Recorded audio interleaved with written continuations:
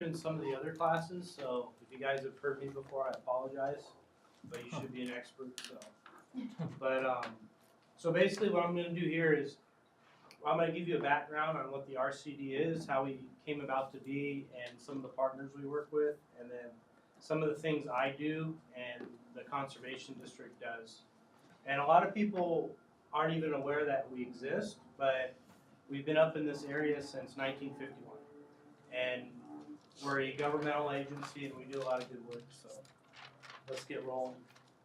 So what is the RCD? So how many of you, bless you, how many of you have heard of the Dust Bowl? If you haven't, go rent Grapes of Wrath. It's a really great movie and it gives you a good perspective on the Dust Bowl, or read the book. But, so after the Dust Bowl, which to summarize the Dust Bowl really quickly, we were farming very badly. And we destroyed our topsoil, and a drought hit along with winds, and it blew millions and millions of metric tons of our good topsoil away, and we couldn't use it anymore. So, hold on, I got sidetracked. Okay, so as a result of that, Congress decided we need to do something to protect our soil, and we need to develop some conservation practices. So in 1935, Congress enacted the Soil Preservation Act. Is that Matt? No? Okay. So it got signed into law, and they made some agencies within that law.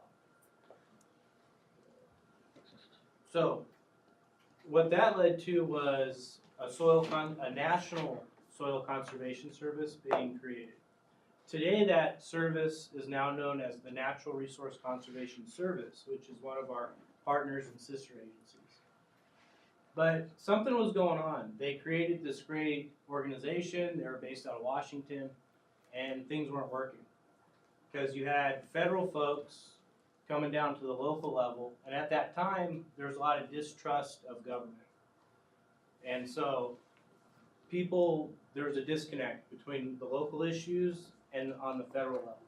So something really cool happened, which if this could work today like it happened back then, it'd be amazing. But so FDR, does anyone know who FDR is? No? Franklin. No, Roosevelt. Yes, President Roosevelt writes a letter to the 48 governors at the time, and he requests them to create local conservation districts based on the model basically of the national model. So right away in 1940, California enacts Division 9, and they set up rural conservation districts, RCDs, and Division 9 gives RCDs the power to operate. And basically an RCD is, originally it started as a group of farmers, community folks. RCDs are now either appointed boards or elected boards, depending on the size. And they're a non-regulatory board, and they get some money, and the board basically decides what the conservation issues are in that area. And that was really important because you had folks in Washington that were dictating what needs to be done for soil conservation. They'd never step foot in the Mojave Desert, or they'd never step foot in Iowa. So they have no idea what needs to be done. So these local boards, they set the conservation goals for the area. And things have expanded quite a lot since 1940. So, let's see. All right, so basically what do RCDs do? Yes? Were you expecting a tutor? Are you from the Writing Center? Yeah. You're late, so you have to sing a song. Oh, sorry. Or, I said it was a what do little you want to busy. do? No problem. Let's keep going for a moment, and if he can wait, I'll talk. All right, he'll talk to you. Okay. So, has anyone heard of a resource conservation district? What do you guys think we might do? Like set laws that prevent contamination. Now, we're not regulatory, so we don't set laws. So just create data? What's that? Sample and create data for like some. We do. We tabulate data, we collect data, and we get involved mostly with local conservation efforts. myself, I run the irrigation water management program at our RCD. And so if it has to do with water, and you're tied into any type of farming, I can go out there and help you. And my goals are to save water, because I'm sure everyone knows that water is a big deal in California, and it's a really big deal in our area. But some of the things that our local RCD does, just to name a few, is water conservation, which I already discussed. We do erosion control. And what are the two main types of erosion? Well, one of them is caused by water, and the other one's caused by what? Wind. And we have a very active, we try to spread the word about, no grade policies, air quality, because most of the dust we have up here is caused by illegal grading. People that have graded their fields or their backyards, and it accumulates over many miles, and it creates this dust that we see whenever the wind blows up here. Also, another contributor to that is the many dirt roads that we have up here. Another large program, big program that we do is evasive weed control, and we do that in coordination with stream channel stabilization and water quality. We have an abatement program that is funded by some of our partner agencies, and we go out and we tackle some of the invasive species that have popped down in the Mojave River. Some of you, hopefully you guys have heard of the salt cedar tamaris, Russian olive, arundo, and pepperweed are the big four that we primarily focus on, and there's some others, but we try to eradicate those with herbicides and physical manual control. And what that does is it brings back the natural plants that were there, and also it reduces water use. So another thing that we do is proper range management. So when I say range management, what do you guys think of? You guys need to drink some of my coffee. Is it So like what's that? to prevent overgrazing or something? Exactly, yeah, range management. So we still do have grazing in the high desert, not as much as we used to have, but it still exists. And if folks need help managing that, they can give us a jingle, and we can go out there and give them strategies on how not to overgraze and how to respect what they've been given and do things in a more sustainable fashion. Another huge program we have, how many of you guys have been up to Santa's Village or heard of Santa's Village? So the wildfires went through there a few years ago and almost destroyed Santa's Village, destroyed parts of it, some of the outlying buildings. But we have a program called Relief, and what it does is it goes in there and it restores those trees that have been destroyed, and they try to return some of the biodiversity that's been taken. And we went up there and we replanted, I don't remember the exact amount of trees, but a lot of trees. And Santa's Village opened up a little bit earlier because of that. So a lot of the stuff we do directly comes back to our local community. And the main and most important goal, on one of the main reasons why the RCDs were created, is community outreach and education. So I hold workshops, I go out, I was just out at the Newberry Pistachio Festival. Tomorrow I'm going to be going down to Palm Desert for the Latino conference, and we do outreach. And we try to spread the word about conservation, some of our local programs, and we try to get folks engaged. And we especially try to get the younger generation engaged, because you guys are going to take over in a few years. So, the RCDs are a very viable option to work in. So, if you look on that map, this is San Bernardino County. And what's unique about San Bernardino County? No one takes geography anymore? It's big. You're right, it's big. And we're the largest county in the United States. And except for down below the Cajon Pass, the Redlands area, San Bernardino itself, the rest of San Bernardino County is our service area. So we have over 17,000 square miles, and it's a lot. And we have farming out here just about in every community. We have farming way out in Needles, which if you guys have ever gone to Laughlin or to Lake Havasu, all of a sudden you see a whole lot of rocks, and then you go over the hill and you see a whole lot of green right along the river. We work with the folks out there. We've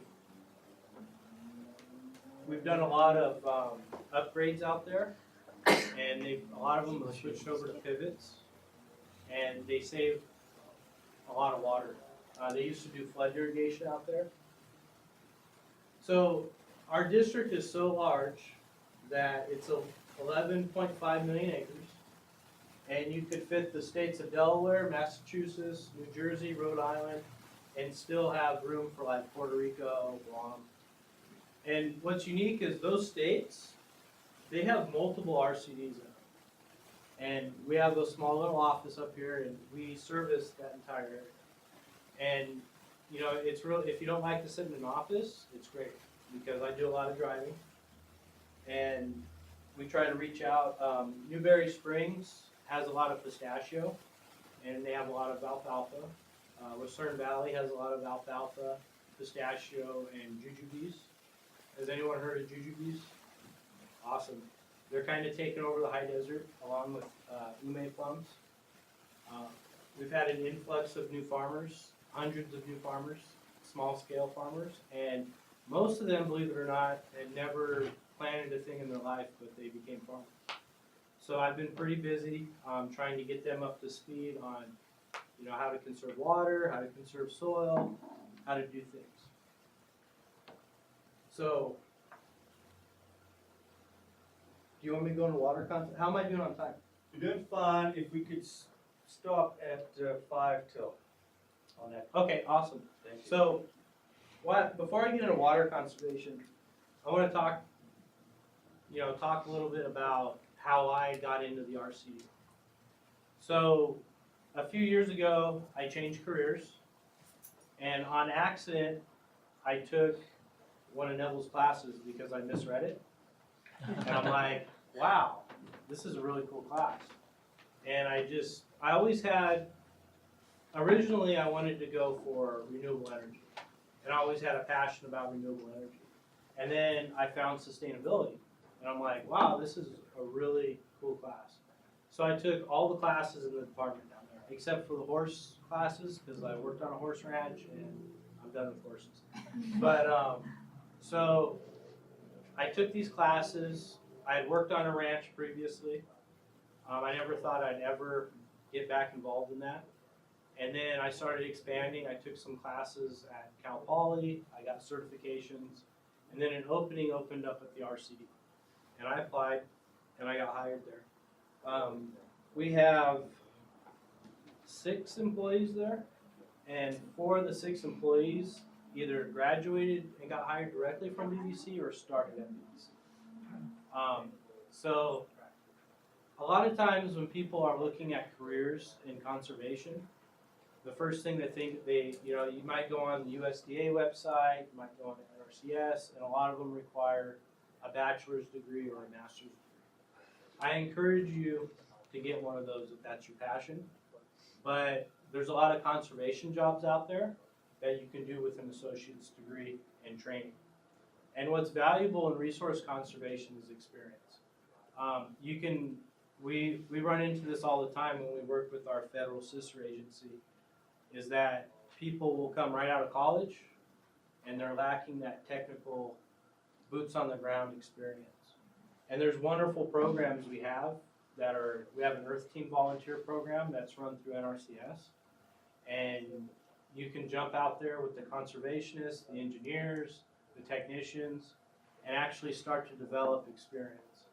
We also have internship programs, which we're probably going to be remodeling after this year, but we have 2 interns there that are BBC students.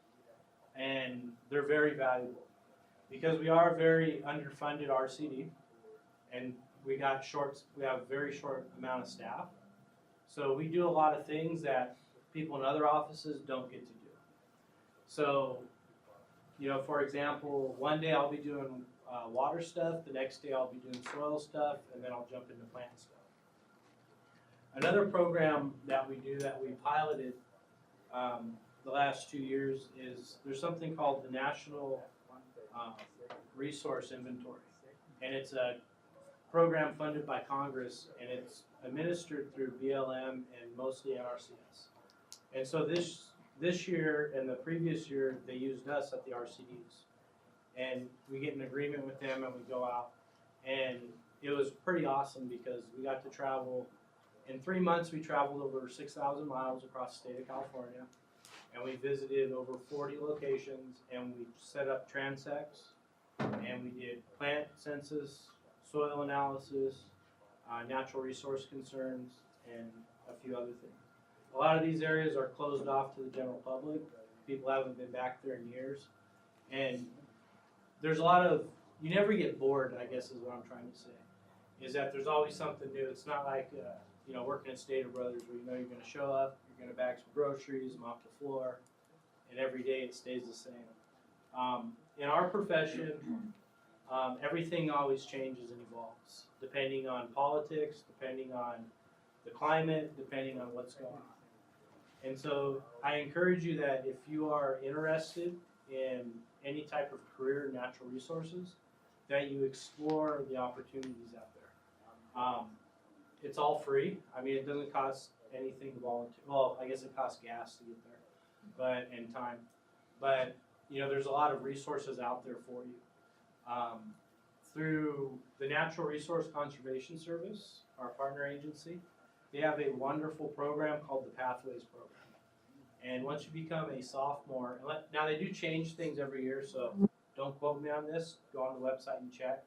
But the way it's worked in the past is once you're a sophomore, you can apply, and you have to have a discipline in natural resource sciences. And then once you apply and they accept you, during the summertime they pay you to work in a field office somewhere in the United States. They pay for your housing, they give you a little bit of money, and the summers you work at a field office. And it could be a forestry field office, it could be a BLM, or it could be an MDRCD field office. And then you rotate for the different years. But what's very unique about that program is once you complete it, you're guaranteed a job within one of those agencies somewhere in the United States. So if you're young, you're single, and adventurous, it's a pretty cool opportunity because you could end up in a field office in Wyoming, or you could end up in a field office in Hawaii, or Alaska, or somewhere. But you're guaranteed a job. And so it's really an amazing program. Do you guys have any questions? I'm sure somebody has a question. Otherwise, you're going to hear a really boring lecture on water conservation. What was that field office thing you were talking about? It's called the Pathways Program, and that's run through NRCS. And NRCS and RCD has a very close working relationship. NRCS is the federal agency, and we're that local agency. And, you know, we work very close and together. We work on joint projects, we share staff, and so basically, you know, they have their own employees, but we do a lot of things for them. And they're they have the really cool federally funded programs that people can use. I'm sure you guys have heard of the Farm Bill. If not, whenever the budget comes up on TV, they talk about the Farm Bill. The Farm Bill is important because the Farm Bill not only funds a lot of the EQIP programs, which are farm upgrade type of things, conservation programs. It also funds the Nutritional Assistance Program, which is commonly referred to as SNAP or welfare or food stamps. We're incorporated into that bill, so they always talk about the Farm Bill. But there's a lot of programs in there that farmers can take advantage of and help upgrade their system to be more, say, water efficient or conserve soil, to try to do things a little more sustainable. So I've got about 5 minutes, so let's talk about water conservation over there. I don't know if Matt can communicate with us over there, but if you guys have any questions, I guess call Neville, and we can, because I can't hear you guys on this side. So what is water conservation? So my primary job at the RCD is irrigation water management. So basically what we do is we help farmers save water. We stay up on new technologies that are coming down the road. We help them develop an irrigation scheduling, and we help them develop good soil management. Because you can't, there's kind of a trifecta in irrigation, and you have to understand the soil, the plant, the water, and the climate. Well, I guess it's more than a trifecta, but your climate really affects how you do things. And we live in a very arid climate, and we have a lot of farming. So, you have to stay up on what, this week, what's the humidity like? How sunny is it going to be? Because what happens is a lot of times folks will get on Google and they'll look for an irrigation schedule for alfalfa, and they don't look at where they're growing alfalfa. If you're growing something in the Mojave Desert, say composed on, Iowa or Kansas, things are going to be a lot different. There's farms back in the Midwest that don't even have irrigation because they get rained so much. So, you really have to know, your environment and what you're doing. And you have to understand those plant-soil relationships also. So that's why it's good that if you plan on going into natural resources, even if, say, you have a discipline, maybe you're excited about plants, well, make sure you take some other classes too, because it makes you a better, well-rounded individual when you're out there helping folks. So, the current water crisis, and I know everyone says the drought's over, but I say it's hogwash, because we're a closed basin up here, and most of our recharge comes from our local mountains, and that means rainwater. Now, the water agency up here does have recharge locations where they pull some water out of the aqueduct, but we're dependent on rain. So as far as I'm concerned, our area is still in a drought. Sure, they got a huge snowpack up in the Sierras, but that doesn't affect us as much as people think it does, because we're primarily rely on wells here for our water. We pull some out of the aqueduct to recharge, but it's good to always conserve. So as you guys know, I think you guys studied this. California is a hydraulic society. So we move water around, we move a lot of water around. And that takes electricity. So water, electricity, CO2 levels, all that stuff's connected. When you conserve water, you conserve electricity, you lower your carbon footprint. Water in Southern California travels through thousands of miles of aqueduct systems that start up north. The California aqueduct that runs through Desperia, Lanto, Victorville, parts of Victorville, you can see it out there. All that water is from somewhere else.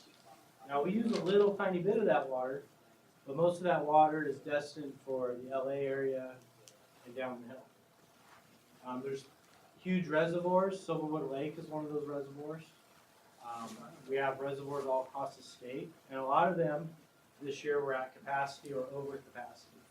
And in fact, one of them I'm sure you saw on the news up by Yuba City up there. I just blanked out on the name, but it actually was failing, and it was dumping water out because there was so much water. So despite rainfall in Northern California, reservoirs are still, well, they were, this was last year. I pulled this off of, this was October of 16. So at that time, most of our reservoirs were way below level. This is a really neat website. If you're into water, it's taken off the California Water Blog, and every month they update information on our reservoirs. But basically, what all these slides are going to show you, because I have about a minute or 2 minutes left, is that as you move south in California, we get drier. We have less rainfall. We have less humidity. And so, like I said before, the Mojave Desert is still in an extreme drought. And, what can farmers do to save water and still provide a vital service? Because we all need to eat. Of course, there's better farming techniques. There's things that we can do. And so that's why you guys are in this class and why I have a job. It's because I try to teach them that. So, irrigation water management provides technical help to farmers and save water. And that's the primary role of the RCD is to provide education and assistance to farmers, whether it be via, teleconference classrooms, whether it be farm visits on site, or whether it be workshops. I've held a few workshops here at BBC in the department down there. If you guys are interested in that, attending these workshops, they're free. Give Neville your email, and he can get it to me, and I can put you on the list. Because we always try to engage as many people as we can in these workshops. So I kind of talked about this already. IWM is understanding the water-soil-plant relationship. And, it all ties back to, you guys have seen this before, right? I'm sure you guys have seen it like a million times. But what I do doesn't work unless basically I'm a salesman. So I have to go out there, and there's some real stubborn farmers out there. They've been farming for 30 years, 40 years. They've been doing it this way. Their grandpa did it this way. And they'll be darned if they're gonna do it any different. So I have to go out there and I have to sell the product. And the product is sustainability. Because if I can sell them an idea that using conservation is, one, better for their pocketbook, it's better for the environment, and they're being socially responsible with what they've been given, that's sustainability right there. So essentially what I do is I try to sell them the idea of being a sustainable farm. And when you do it correctly, it works really well. And they can actually improve profits. Because what do you guys think is the largest expense on a farm? Typically, the largest expense? Water. Water. Electricity costs. When you're pumping hundreds of acre feet of water out of the ground, or you're pumping out of a reservoir or channels, it's expensive. And one of the largest costs on a farm is water.